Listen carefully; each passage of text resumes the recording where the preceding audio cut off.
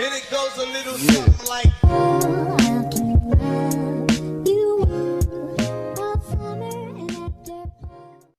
Olá a todos, sejam bem-vindos de volta aos 30 Minutes with Elsa sobre o direito da moda. No episódio de hoje vamos falar da moda e a cultura da contrafação e para esse efeito temos connosco o Dr. João Fraga de Castro, que é Senior Partner na JFC e Associados, Managing Partner na Aporta Advogados Portugueses em Consórcio e autor do livro intitulado de Fashion Law, Direito da Moda.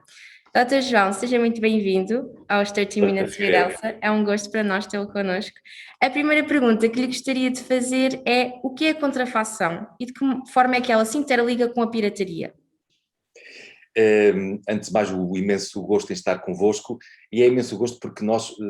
durante estes períodos que temos de confinamento, fomos, em alguns casos, obrigados e, em alguns casos, tivemos o imenso gosto de procurar novos públicos e sermos procurados também por novos públicos. Isso para nós é uma coisa extremamente deliciosa, porque nos permite perceber o que é que as novas gerações e os futuros colegas advogados podem vir a ter, que papel podem ter vir a ter neste novo processo, que tem a ver com as novas realidades. No âmbito do direito da moda, especificamente, que nada mais é do que direito comercial, fiscal e trabalho. Eu digo na brincadeira aos meus colegas e às empresas com quem eu trabalho, que para ser um suposto especialista, e eu não sou especialista em nada, mas ser alguém que trabalha muito com esta área, tem que saber direito. Aqui também é importante saber coordenar a roupa, mas isso é do ponto de vista pessoal, de gosto, mas em última instância é saber muito direito, ter ido a tribunal, estar em tribunal, estar em contacto com os mecanismos que permitem a detecção precisamente da contrafação e da pirataria. Eu, numa palavra, Rita, diria, a contrafação e a pirataria são um cancro. Seja um cancro no intestino, seja um cancro no cérebro, porque é um cancro na economia. E, basicamente, a contrafação, no nosso ordenamento jurídico, é definida de forma clara no artigo 196, no Código de Direito do Autor e dos Direitos Conexos, e diz especificamente que o crime de contrafação ou que quem comete o crime de contrafação é alguém que faz de uma forma que utiliza como sendo seu uma criação ou uma prestação de serviços, uma prestação sua, uma obra, um fonograma, um videograma, e falam com a intenção de ser sua, de ser seu. O conceito da contrafação e o conceito de pirataria, eles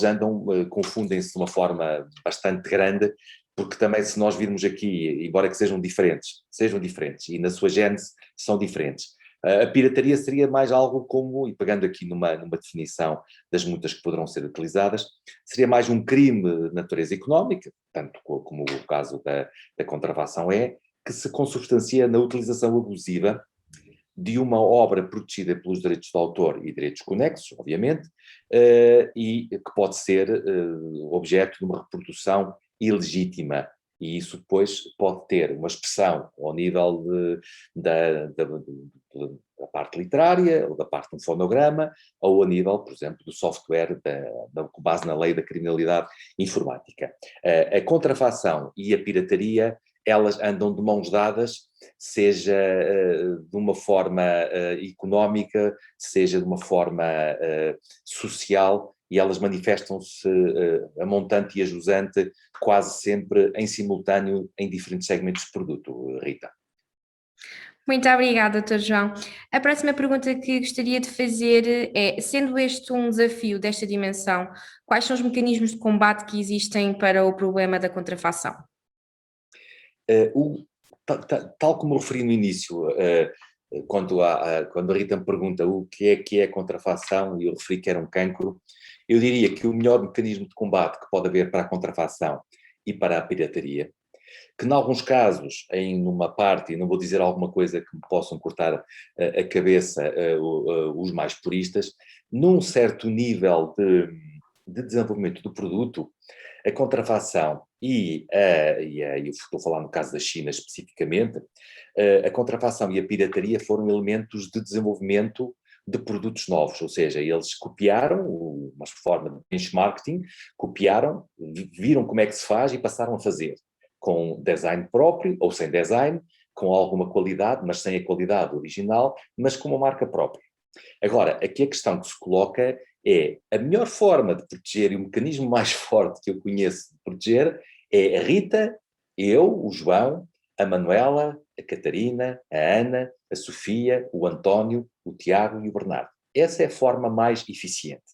É a consciencialização de que algo que está ali, seja um fonograma, uma música que nós dizemos e baixamos, se for pelo Spotify está protegido, mas que outro que não seja do Spotify, outro mecanismo em que nós baixamos e não nos apercebemos de que houve alguém que um dia esteve horas a fio para encontrar uma rima, para encontrar uma melodia, para fazer uma orquestração, para fazer uma gravação. E, portanto, esse é o principal mecanismo a nível pessoal. Do ponto de vista mais do direito da moda e do direito fiscal, o ponto essencial que hoje em dia, até por causa do desenvolvimento do comércio eletrónico, o ponto essencial de desenvolvimento ou de mecanismo de triagem, de detecção da violação da propriedade intelectual é e são as alfândegas. E são as alfândegas. E às vezes não é a alfândega de Roterdão, não é a alfândega de qualquer outro país europeu. Eu digo de Roterdão porque é uma das grandes, onde passam coisas absolutamente incríveis, mas estou a falar de qualquer uma, seja a alfândega do Porto, do terminal do Freixeiro, seja uma alfândega de um qualquer aeroporto onde são feitas a detecção de mercadorias suspeitas e, portanto, as alfândegas são o principal elemento para que isso aconteça. Hoje em dia, há uma forma de detecção de critérios de risco. Tem a ver com a questão da rota, tem a ver com as questões dos países de produção, com quem é o expedidor, que já são habituados e estão registados, embora que estejam sempre a perceber, a alterar isso. Outro dia tinha uma conversa com um grande operador logístico aqui na zona do Porto, mas que é o operador logístico a nível, eu diria, mundial, que é a Rangel Logistics, e falava com um quadro e ele me dizia que isto é um jogo do rato e do gato, e tem que se perceber ter uma percepção de que há uma engenharia logística por trás da contrafação, que procura eludir os mecanismos de controlo e estes critérios de risco e que são operadas nas alfândegas, através de métodos de track and trace, que é uma coisa que depois podemos falar noutra altura, porque senão não conseguimos chegar ao final. E eu prejudico o trabalho da Rita. Por favor, Rita. Muito obrigada, doutor. Passando para a próxima questão, que enquadramento legal se pode fazer, nomeadamente no âmbito da queixa e coimas aplicáveis? Olha, isso traz-me o enquadramento, todo o enquadramento toda a armadura jurídica relativa à detecção, à identificação, mais de identificação do ponto de vista legal. O que é contrafação? O que é pirataria? As alfândegas, já falámos, estamos a construir um castelo. Depois acaba por pecar por uma coisa muito simples. Ainda há 2 ou 3 dias participava no Congresso, terceiro Congresso Internacional da Ordem dos Advogados Brasileiros, e referia uma coisa: há uma predominância muito grande, e toda a gente em Portugal é especialista em propriedade intelectual. Eu acho fantástico e acho isso delicioso. Agora, com tanta gente a pensar propriedade intelectual, era importante que uma margem pequeníssima, já não digo grande, pequeníssima, desses colegas que se dedicam, procurassem perceber e apresentar soluções para a parte que a Rita Figueiredo nos apresenta, ou a pergunta que está implícita na pergunta, que é precisamente a questão dos mecanismos que acontecem no tratamento de uma coima, no tratamento de uma detecção de um produto contrafeito. E aí entramos, eu com a minha experiência na área, com alguma experiência na área do têxtil, eu tenho criadores que, quando são confrontados com a situação, eu recebi um telefonema de Odmira, onde detectámos um caminhão TIR que tinha entre 2 toneladas de roupa de uma marca qualquer, Adidas, Levi Strauss, depois estas Marc Jacobs, obviamente, Louis Vuitton na área da marroquinaria. E a questão que se põe é, mesmo as empresas grandes são assoberbadas com pedidos que têm que nomear um perito para ir ver a mercadoria, têm que ir a tribunal, têm que apresentar soluções para a destruição da mercadoria, sendo que não podem muitas das vezes dizer dê-se só uma obra de caridade, que seria a contraface, seria o violar completamente o processo, e aqui falo um caso muito simples, no extremo, a Burberry, por exemplo, todos os anos, até que foi detectado, destruía roupa que não era vendida, quanto mais se fosse contrafeita, destruía roupa nova, roupa que sai da loja, não é vendida e é destruída. Portanto, à sua pergunta, Rita Figueiredo, eu diria que existem mecanismos que a lei estipula, coimas brutais, mas que na prática me faz lembrar um bocadinho a questão relativa ao tráfico de droga, em que a pessoa que tem o pequenino é sempre apanhado e o traficante poucas vezes é apanhado. Ou quando é apanhado com o pequenino, a carga grande, com o pequenino que é o operacional. Aqui, muitas das vezes detecta-se um carregamento do que quer que seja, sejam cunhas de sapatos, sejam etiquetas. Há bem pouco tempo, uma marca muito conhecida em Portugal foi confrontada com uma coisa muito sui generis, um achamento, como o Brasil foi achado, como dizem os nossos colegas brasileiros, mas um achamento de um saco que tinha 50 quilos de etiquetas. Vocês imaginem o que é que são 50 quilos de etiquetas. É muita etiqueta. Só para referência, uma etiqueta de roupa interior, que qualquer camisa, um blazer tem, isso é normal, 3 gramas, 4 gramas. Como dizia um antigo primeiro-ministro português, é fazer as contas. É muita roupa, Rita. Muito obrigada, doutor. E ainda dentro deste âmbito, como é que, na aplicação das coimas e nas sanções aplicáveis, como é que nós podemos interligar o papel das várias autoridades que existem e do próprio INPI? A pergunta é extremamente pertinente, mas também muito complexa. Eu diria que nós, em Portugal, temos uma estrutura legislativa que é boa. A questão depois trata-se da interação e da detecção em tempo útil dos processos. A nível do INPI, por exemplo, às vezes detectamos excessos de zelo na aceitação e na averiguação de processos, na apreciação de processos relativos à propriedade intelectual, seja marca, seja patentes, modelos de desenhos industriais, seja toda a gama de proteção que o INPI e o Código da Propriedade Intelectual estipula, e que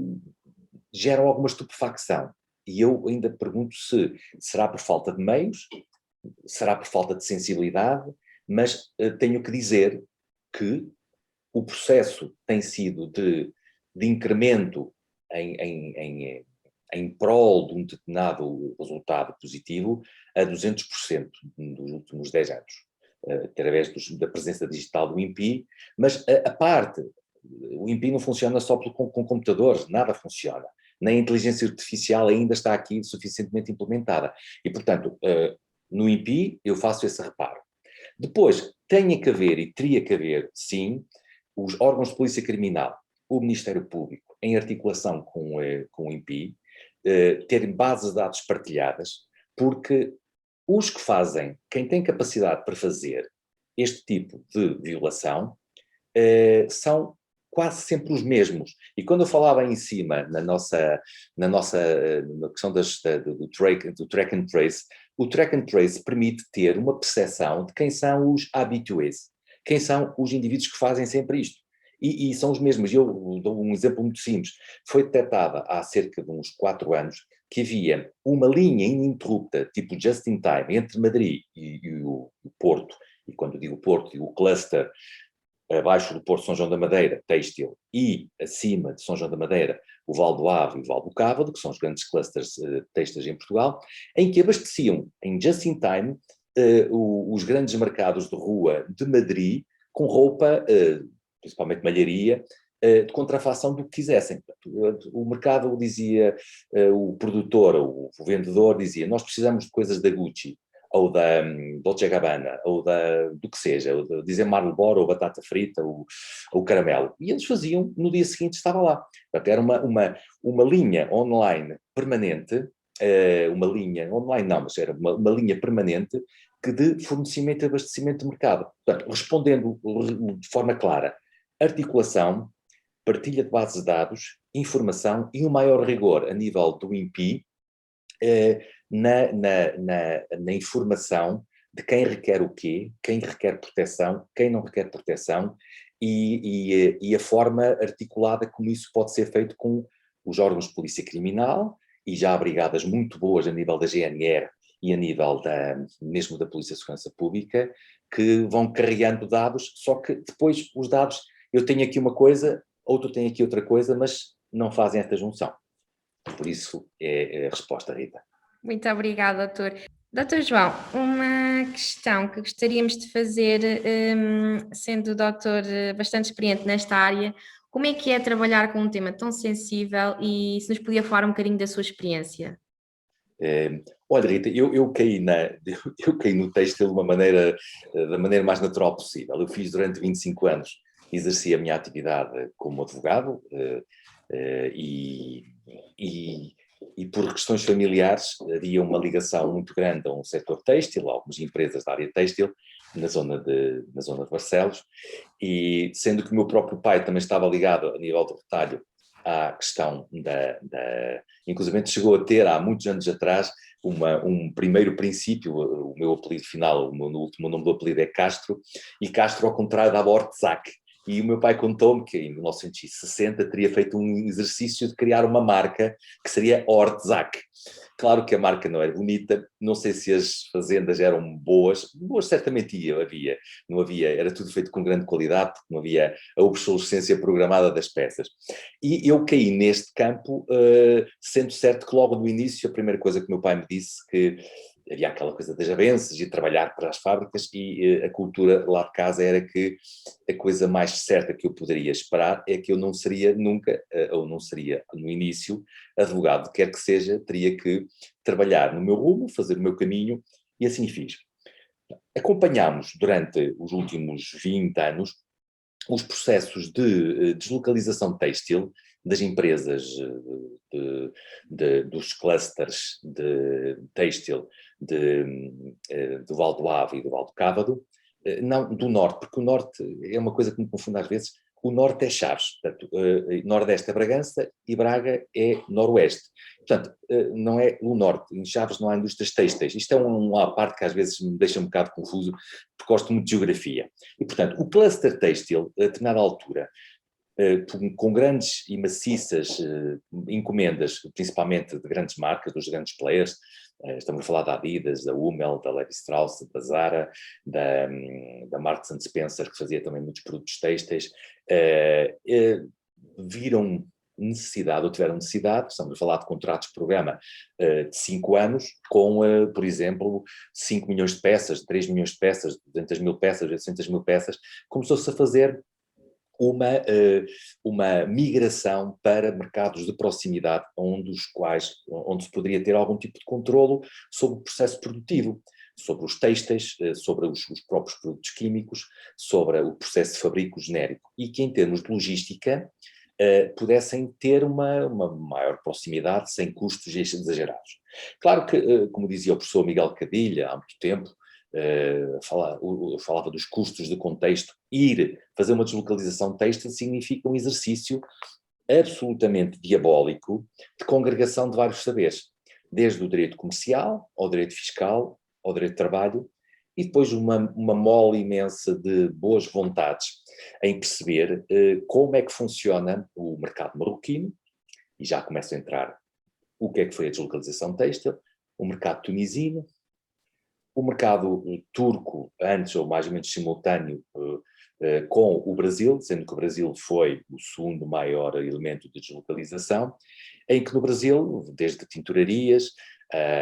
percepções de que, interpretando a pauta aduaneira comum da União Europeia, se percebia que uma vulgar t-shirt, se viesse descozida, tinha um tratamento na pauta aduaneira de inferior a 20%, logo poderia acomodar um custo logístico associado, e portanto estamos aqui a falar de um conhecimento profundo de direito fiscal e aduaneiro, é essencial. Depois também perceber como é que a parte logística e os contratos de logística, por forma a cumprir, os portos brasileiros nem sempre trabalhavam bem, nem hoje, ainda hoje não o fazem, não por não terem pessoas competentes, mas porque a carga fiscal e burocrática é muito, muito grande. E todo esse processo levou a que as coisas começassem a desenvolver-se em que não houve uma continuidade e uma simultaneidade de presenças nesses diferentes mercados, foram antes saindo por diferentes situações. Depois, em determinado momento, entra a Zara como um grande player de contratação, em que se falava em volumes percentuais brutais de produção em Portugal. Tinha outros níveis, outras produções localizadas, por exemplo, no México, no Brasil também tinha, mas a proximidade local foi escolhida porque, tendo um centro logístico na Corunha, do Porto à Corunha, ou de Barcelos, ou de Braga à Corunha, estão a falar de um tiro de espingarda, passo o termo.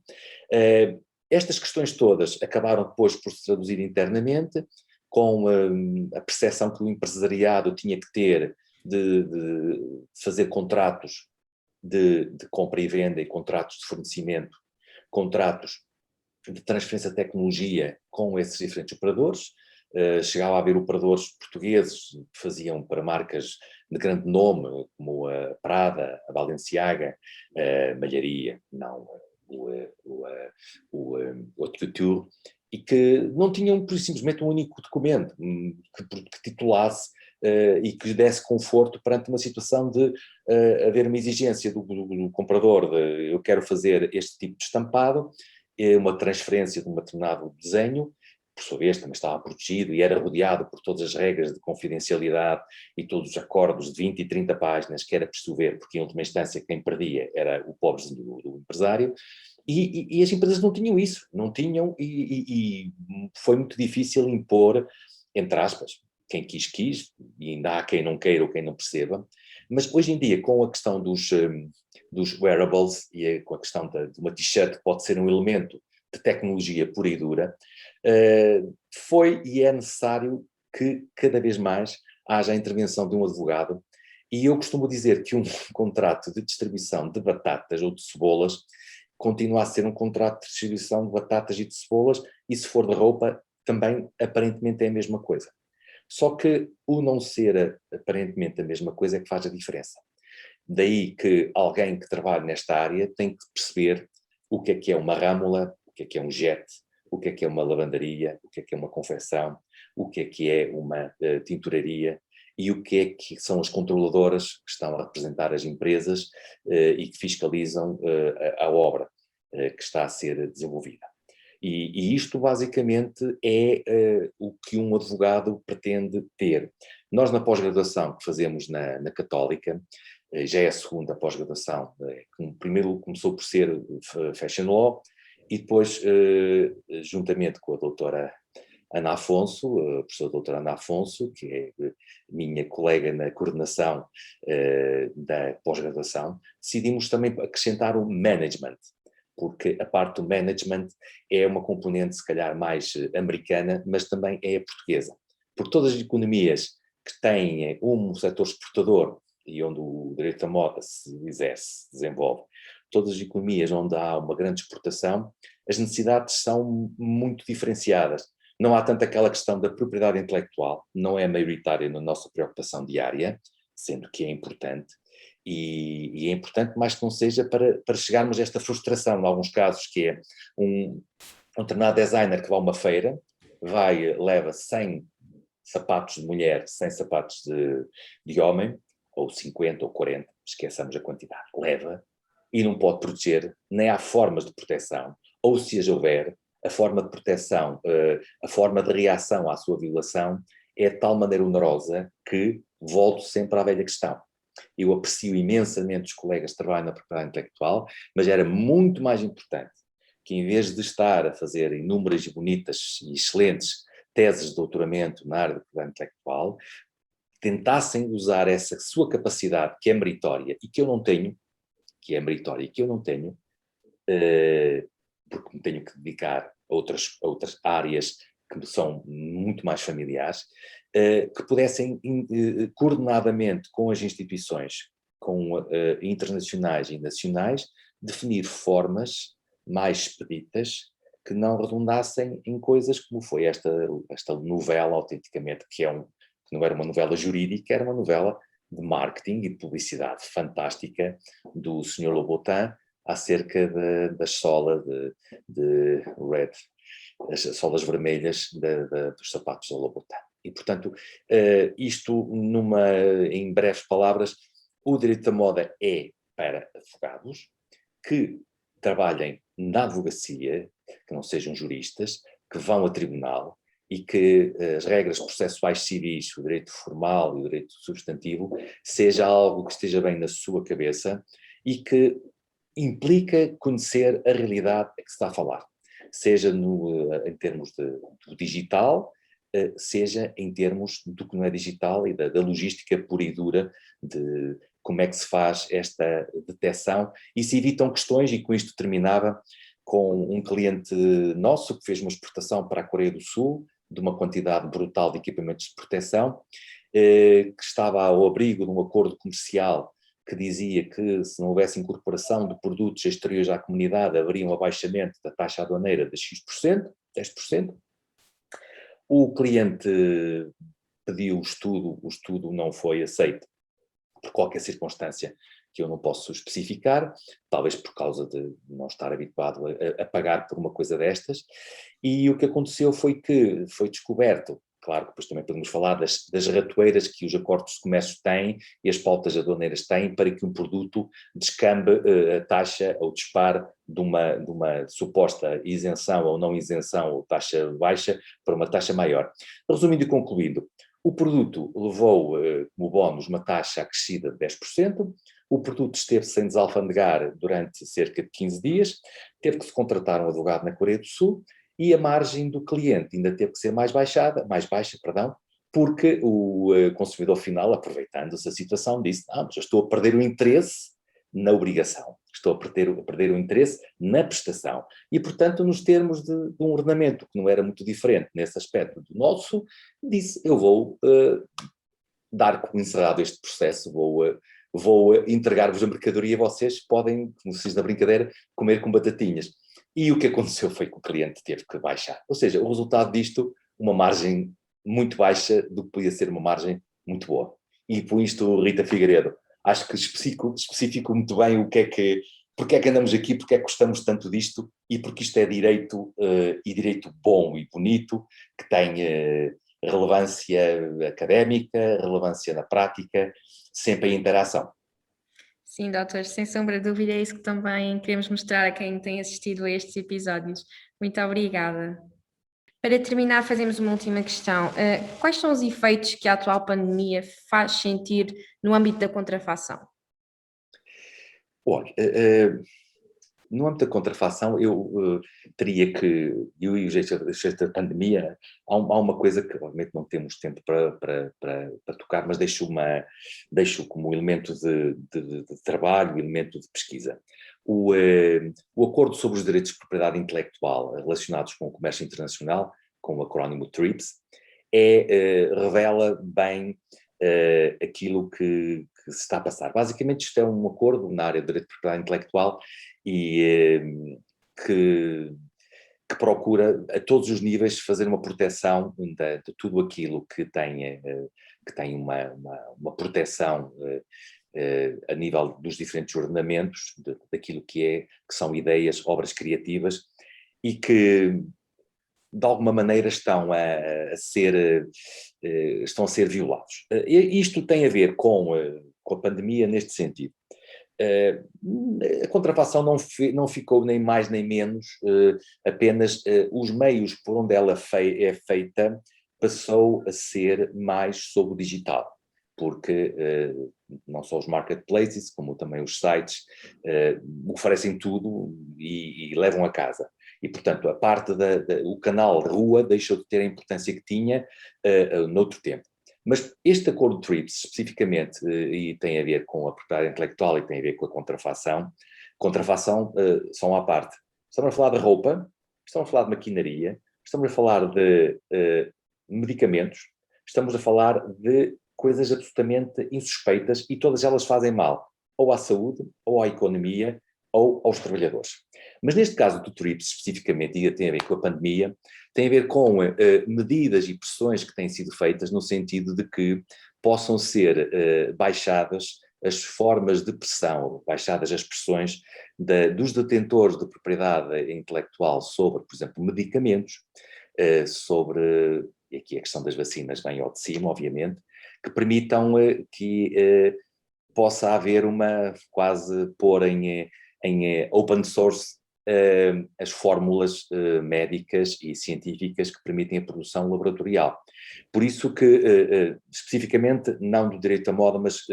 um mecanismo que tem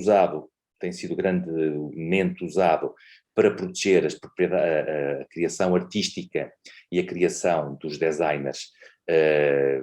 a nível mundial. Este tem sido um mecanismo muito bom, mas que tem esta implicação específica também protege outras criações de propriedade intelectual, no caso das vacinas e no caso de todos os produtos médicos e medicamentosos que têm ou podem estar conexos com a proteção da saúde pública e a nível do Covid, da proteção também da pandemia. Muito obrigado, Dr. João. Foi um prazer tê-lo connosco hoje a elucidar-nos sobre este tema. Gostaria também de agradecer a todos os que estão a assistir a este vídeo e que nos têm vindo a acompanhar. O próximo episódio dos 30 Minutes with Elsa sobre o direito à moda estará disponível em breve aqui no nosso canal e até à próxima.